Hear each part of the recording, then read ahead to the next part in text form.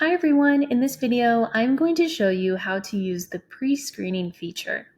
I want to make sure before we move forward that you are on a laptop or desktop. This cannot be done on a mobile device. Now first, we need to find the reason why you would use the pre-screening feature.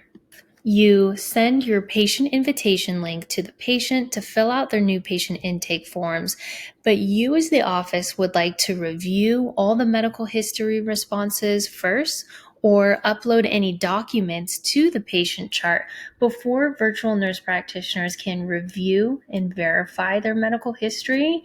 You will need to turn the pre-screening feature on.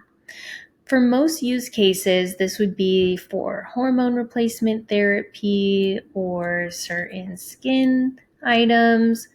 It can be endless, but this is customizable for your clinic. Okay, so let's turn this on. If you're logged in, we will go to the Settings tab and then click Goals on the top right.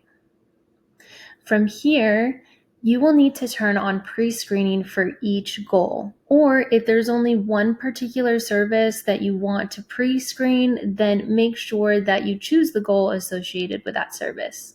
I'm going to use Boost My Sex Drive as an example because most commonly that concern is associated with hormone replacement therapy, and we need to upload labs before those consultations are reviewed by the nurse practitioners.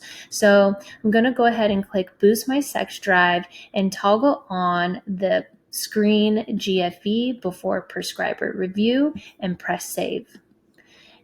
Now, when the good faith exam is conducted and a patient fills out the medical history and questionnaire, the consultation is going to stop.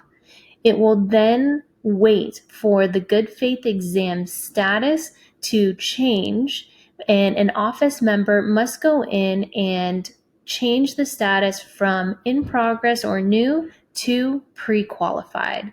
Once it says pre-qualified, then it will notify all the nurse practitioners.